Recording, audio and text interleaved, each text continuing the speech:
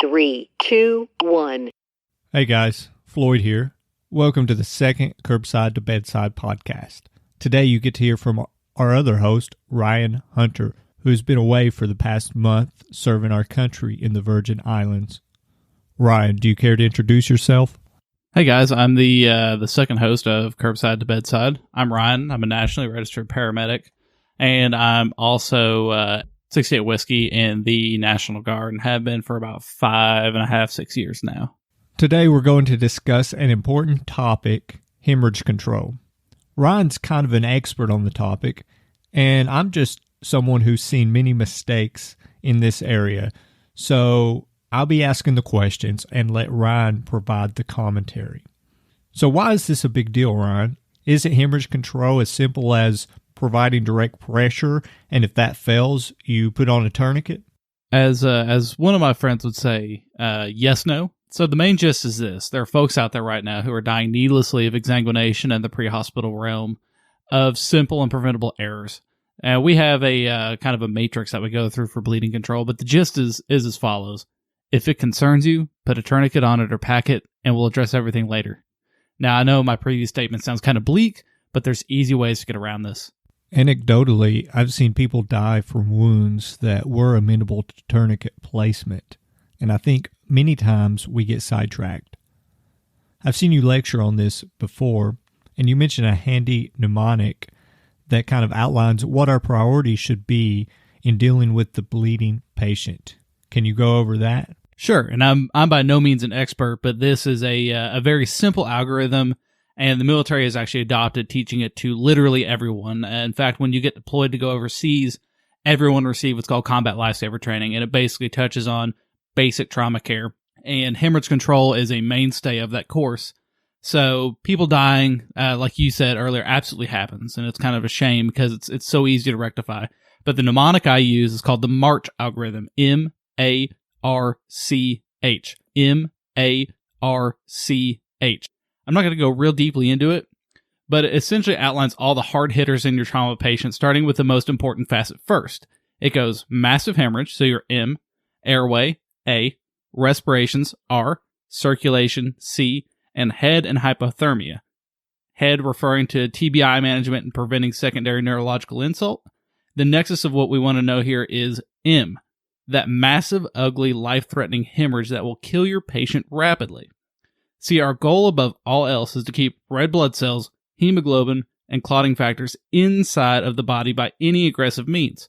The best blood transfusion is the one that you prevent. So our priority, based on that mnemonic, is that massive hemorrhage takes priority over everything else because it doesn't matter what we do if we don't control the bleed. And I think that massive hemorrhage is frequently mismanaged or not managed aggressively enough in most cases.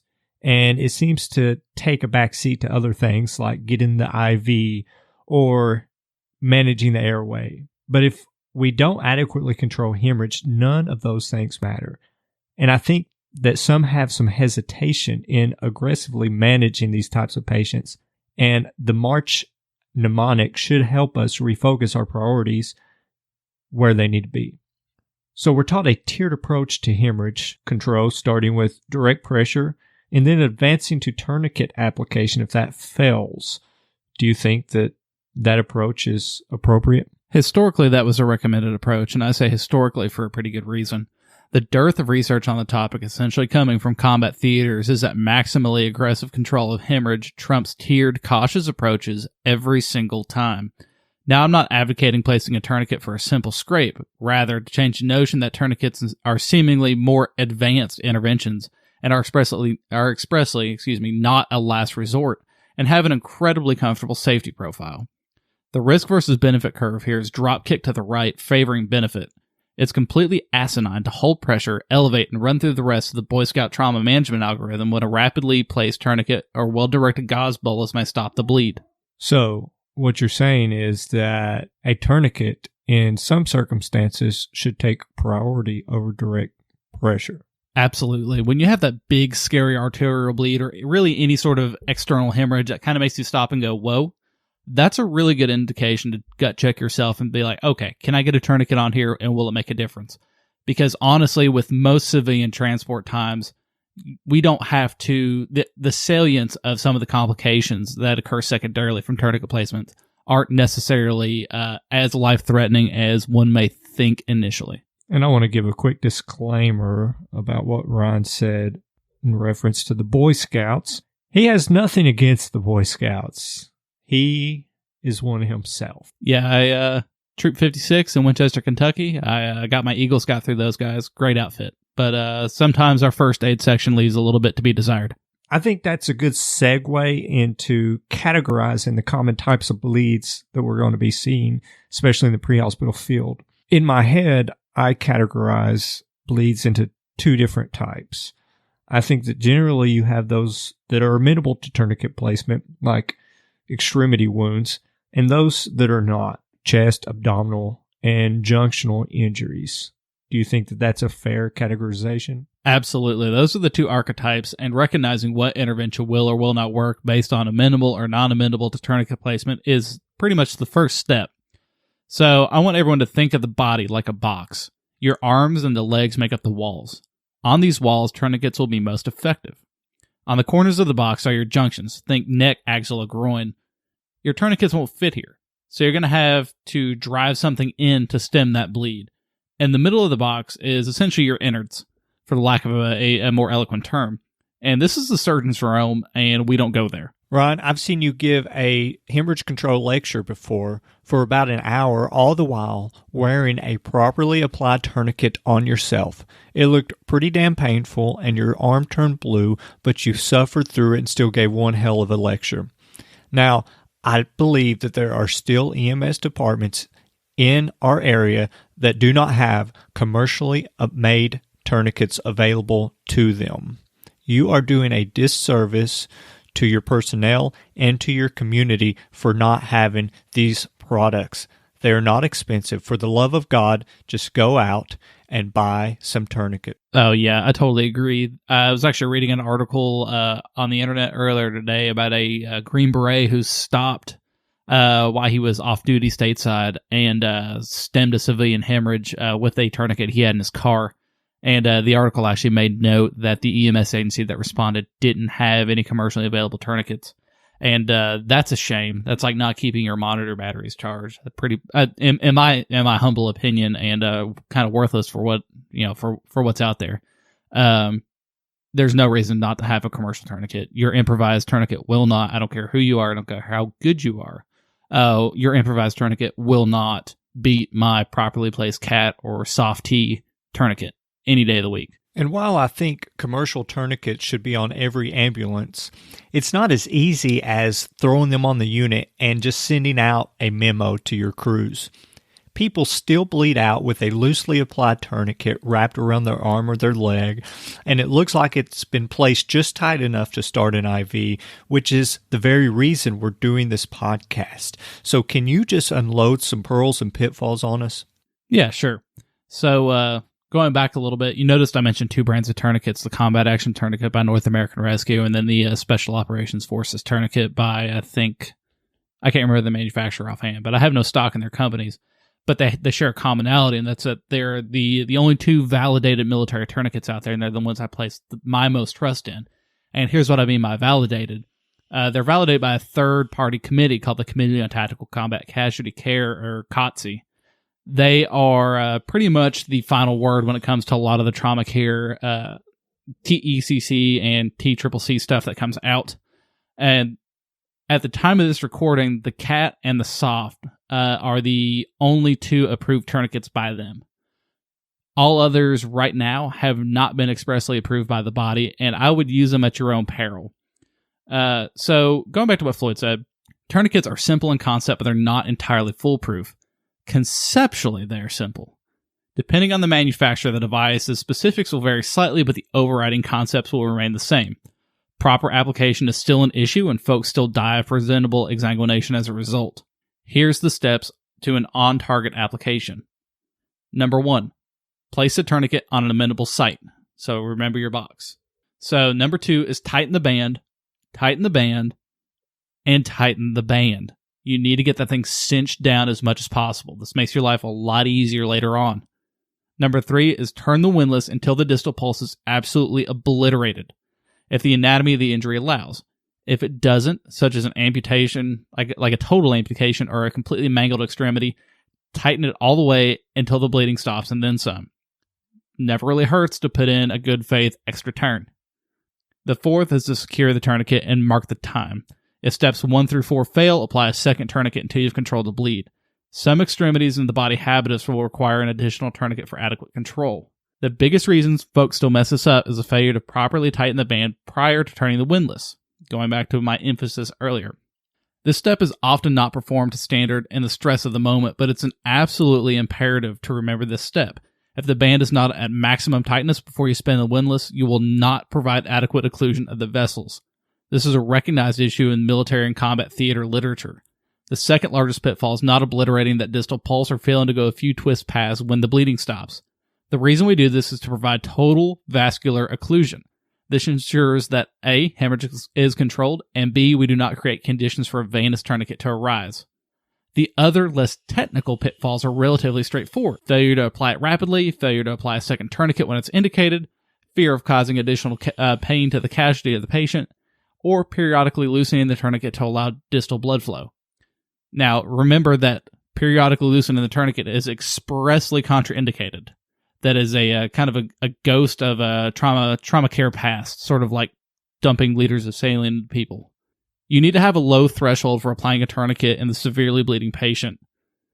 The only thing abdominal pads do and direct pressure does in the setting of massive hemorrhage is make the mortician's job easier, because he or she will have less blood to clean up from the cadaver. That's pretty much it. Sometimes the first tourniquet won't work, especially in the civilian setting where higher body mass index and stuff like that are the norm. If the pulse isn't extinguished or any degree of hemorrhage is still noted, slap a second one on and get it handled. The other point is tourniquets will hurt. There's not going to be any sort of debate about that. If you properly apply a tourniquet, it usually hurts worse than the original wound that predicated the necessity of the tourniquet in the first place. Also, tourniquets will hurt. There's no way around it. One of my mentors on the military side often told me that the tourniquet will hurt worse than the wound that mediated the need for it. Be prepared to have to pin or otherwise control the extremity during application. I guarantee you the patient will probably not be appreciative at the time. While that can be distressing, it's better than being dead. Finally, do not periodically loosen the tourniquet. This is rooted in myth and largely just lets more precious blood escape from the patient. The acidosis and the resulting ischemic limb complications are not for us to deal with. We need to be able to convey a living patient to them to have that problem in the first place. I agree with all your points. Well, most all your points. But I want to reiterate a few. It's going to hurt. The patient is not going to like it. The patient will probably be thrashing around. They're already going to be in pain, and they're not going to permit you to place the tourniquet. This is not the time to be gentle. This is the time to be a little forceful, to cowboy up, because you are trying to save someone's life. While they're thrashing about it, it's going to be hard to get control of the extremity, but you must. You may have to drive a knee into their extremity to hold it in place while you apply the tourniquet. Now, once you put the tourniquet on, and I cannot stress this enough, tighten the band, tighten the band, tighten the band. Once you have the band tight, and only after you have the band tightened, then you can turn the windlass. When you turn the windlass, turn it until the bleeding stops and until you lose a pulse. This is imperative. You do not want to apply just a venous tourniquet. Now, Ryan, it's not very often that we actually disagree about something, but we have a variation in our practice, and this is a hotly debated topic. You say to apply the tourniquet high and tight. I say I think it's probably okay in some circumstances to apply the tourniquet just a few inches above the wound. But I want to stress that I would only recommend that when you can clearly identify the wound. For example, if a patient cut their wrist and you're confident that that is where the blood's coming from, and you see no blood anywhere else on that extremity and you can just see it squirting out, I don't see why we should have to go high and tight. Now, I do realize that this will be a stressful situation. And obviously, if the arm is saturated in blood and you don't know where it's coming from, then just go high and tight. But if you really have to think about it, if you're not sure and it's causing a heavy cognitive load, then just go high and tight. I'd say that's a pretty good recap. Now, we do have a slight variance in practice here. I prefer to place my tourniquets high and tight and know for sure that I'm getting that bleed under control as soon as possible. There's exigence and stress in these situations and also the potential for occult wounds that we haven't yet uncovered. In my mind, there's less cognitive load and potential for error by just slapping it on and getting down to business. Now, after I get that bleed controlled, I'll go back and evaluate the possibility of applying a second tourniquet more proximal to the wound and then converting that one to the primary source of hemorrhage control while going back and releasing my initial tourniquet. This is a segment of a process called tourniquet conversion, and it has its roots in extended military transport time. The theory behind placing tourniquets as proximately as possible is to reduce the extent of limb ischemia and maximize salvageable tissue, which I'm totally down with. However, most of us in the civilian realm aren't greater than 5 hours away from a major trauma center or holed up on the side of a mountain in a hostile land. I think it's reasonable that with our environment in mind to ensure aggressive control first and then work our way back to reduce ischemic tissue. So, we didn't plan on talking about this, but it's more difficult to get the occlusion pressures you need on a limb with a single bone. Is that correct? Theoretically, it's easier, but honestly, with double bone compartments, and I'm sure we'll get an email from someone who's a lot smarter than I am about this, but in my feeble paramedic brain, it's easier on a double bone compartment to actually get the adequate amount because you're working with tissues and structures that already naturally compress. And honestly, no matter which way you swing this, single bone compartment, double bone compartment, like a forearm versus a humerus, as long as you apply the proper tourniquet placement principles, it's not going to matter. You're going to occlude what you're going to occlude. You can check it with an SpO2 probe pleth or with a Doppler or an ultrasound if you're that high speed. But in any case, the biggest deal, aside from the minutia, is just making sure you get the thing on properly in the first place. I think that's a fair stance to have on it. But I think people should also know that if you do go high and tight, and correct me if I'm wrong, if you do go high and tight, that it should at least be low enough to accommodate a tourniquet above it. Is that correct? Below it. So if you have to, and Floyd's absolutely right there, you want to give yourself a little bit of wiggle room in case, the worst case scenario is realized.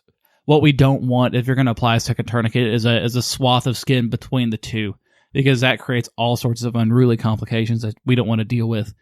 You want to be able to have enough room to apply a second tourniquet and get it snugly against the first one that you placed. And it's usually inferior. The second tourniquet is inferior to the initial one that has been placed. So if I place one high and tight on my arm, up in my armpit, just as high as I can get the thing in there, my next tourniquet, I want less than a finger width away from the first one. Because what will happen is you'll have that little swath of skin, and that tissue in there will have pressure differentials, and it's going to probably cause compartment syndrome or relatable pathology. And we don't want that. Very nice points. I'm glad you corrected me because if I had a patient tomorrow, I probably would have done it wrong. Something else he mentioned is that you should make sure that it's tight enough that you don't just stop the flow of blood, but that you also make sure that you don't have a pulse. And he briefly mentioned this, but I'm a huge fan of using this method to verify or to evaluate whether or not the patient has a pulse or not. I like placing the SpO2 probe on the tip of finger because theoretically, if you have a pulse in that extremity, then you would have some type of SpO2 pleth. And if you fully or completely occlude the flow to that extremity, then you should not have a SpO2 pleth. And I think Ryan's stance is reasonable, and he probably beat me in this debate. So we've covered in great detail how to manage a wound that's amenable to tourniquet placement. But what about those that are not? What about the ones in the groin and the axilla? These are considered junctional areas, and there are junctional tourniquets available, but in my experience, few agencies actually have them. I think that they require additional technical expertise, and we really can't explain how to place those in the podcast. But there are some references to material Ryan will place in the show notes that will demonstrate how to do this. But I think that there are a few pearls that Ryan could adequately describe in this podcast. Can you explain what junctional hemorrhage is and give us some maneuvers on how to stop that? If we refer back to our box analogy, the junctional sites are the corners of the box. So namely our neck, axilla, and groin. While commercial devices do exist to address hemorrhage in these areas, it honestly goes back to two things: good old-fashioned wound packing and compression. Packing wounds is something anyone can do, and it's currently being taught to lay people through the Stop the Bleed campaign, which is super cool. You guys should check that out. Although many providers aren't taught it in their initial education, at least now. I think the scope of practice model just changed so that EMTs and EMRs can do, basic first aid. Hopefully that's changed. In any case, packing wounds is a critical skill in hemorrhage arising from areas not amenable to tourniquet placement. It may seem scary, and it's going to be bloody, and it's going to be messy, and it's going to be friggin' awesome. But if the need arises, you're going to have to dig deep inside and be aggressive. To pack the wounds, all you're going to do is use roller gauze, hemostatic gauze, or even a clean rag if that's literally all you have. Here's what we want to go over. So do you mean that we can't use tampons? Absolutely flippin' not. No tampons. So contrary to popular belief, tampons are not and will never be an effective form of hemorrhage control. Tampons are designed to absorb blood, okay? Remember where tampons go and their role in contemporary use.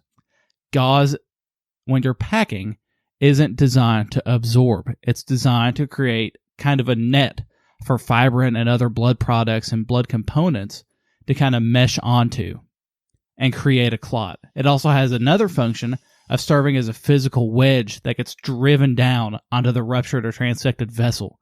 A tourniquet does neither of those well. You just really end up looking like an idiot shoving Tampax into bullet holes. Your patient will not thank you, and I guarantee you whatever trauma surgeon looks at that bloody mess that you left won't think any more highly of you either. So going back to our tenets of wound packing. Pressure. You want to hold pressure over the wound area or an applicable pressure point while you're getting your stuff ready. Once you have your gauze ready or whatever you're getting ready to do, be the hero and stop this bleed. You want to expose the wound. You want to get rid of any clothes. You want to expose the wound margins. Maybe give it a quick swipe with your sleeve or an abdominal pad and see where this wound is, because wound tracks are tricky and they like to fool people. We want to identify the major bleeding point within the wound. This is going to require some probing, but you need to evaluate where to best apply the gauze. You've got one good shot to get this right the first time. And you want to pack. So we're going to open up the wound. We're going to figure out where this track goes. We're going to find the deepest point as it relates to the heart and pack up towards the heart. So I've got my finger in this wound. I think I've found the bottom of the wound. And now I'm going to start using one finger to hold pressure on the ruptured vessel as best I can feel or see. I'm going to take the other finger and ball a bit of gauze around it. And while I'm maintaining pressure with the other finger, I'm going to direct that gauze right into the bleeding area. And I'm going to maintain pressure the entire time I'm doing this. So even while I'm actively shoving gauze in here, I'm keeping pressure with that other hand. I'm going to use my dominant hand to drive gauze into this wound as best as I can. We're going to pile the gauze above the wound. So I'm going to pack. I may have to open up another pack of gauze. That's super cool.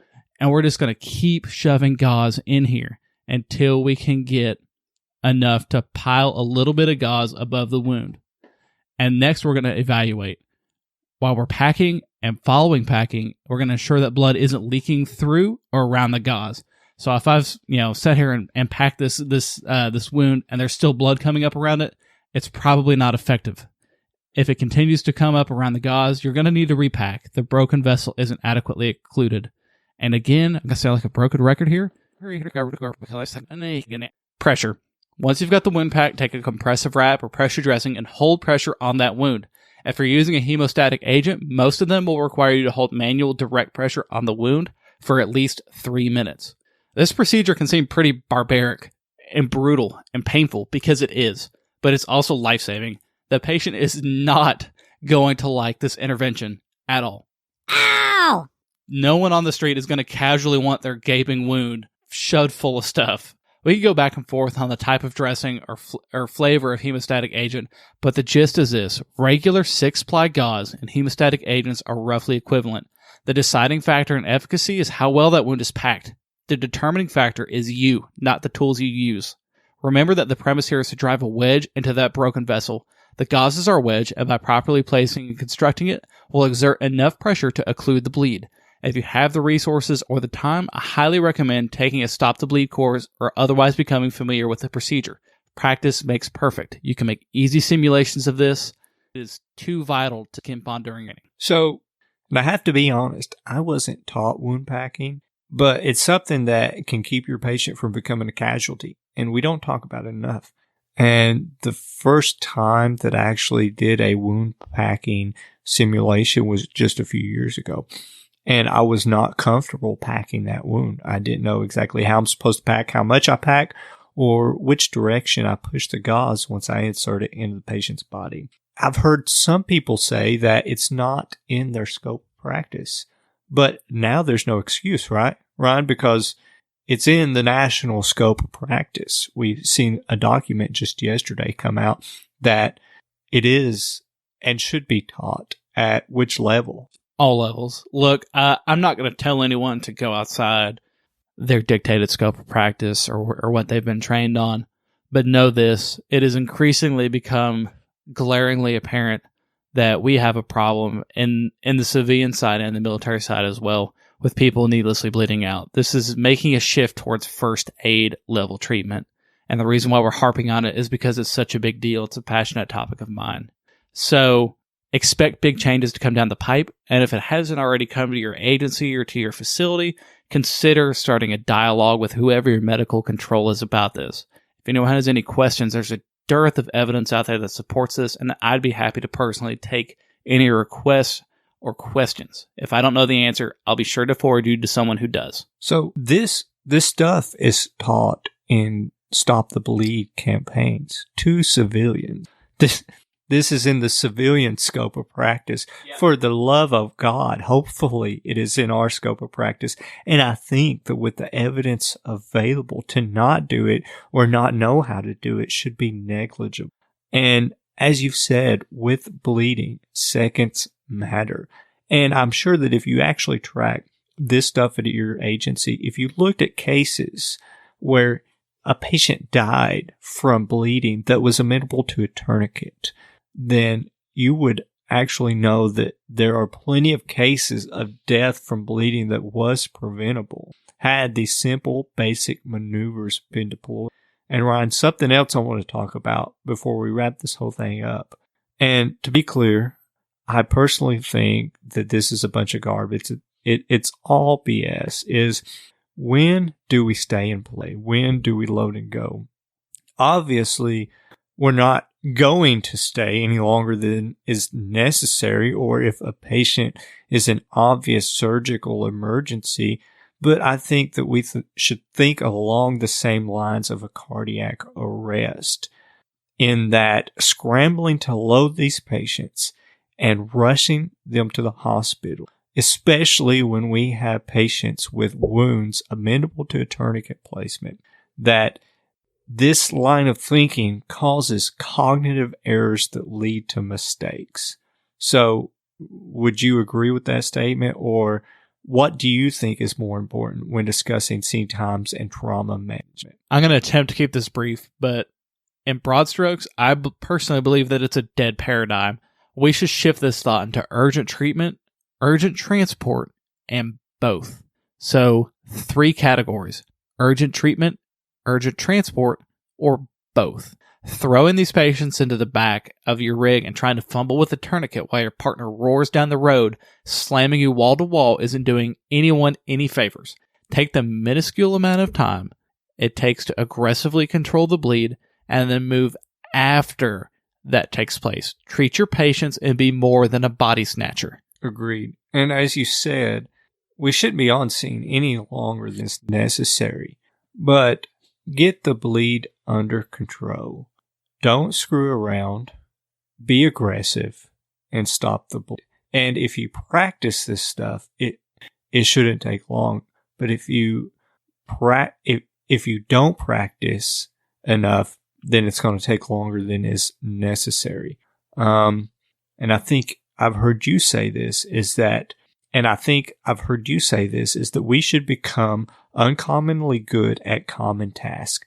Be a champion for hemorrhage control at your agency. Adopt these simple but underutilized methods. Absolutely. There's actually a study I'll link to in the show notes, but this part is worth noting especially. The 75th Ranger Regiment of the U.S. Army Special Operations Command was able to achieve 0 preventable combat deaths. Let that sink in for a minute. 0. Big fat O. Preventable combat deaths. These are guys who are operating in extreme, austere, and hostile environments, often far removed from any definitive medical care of any flavor, not just expert trauma care.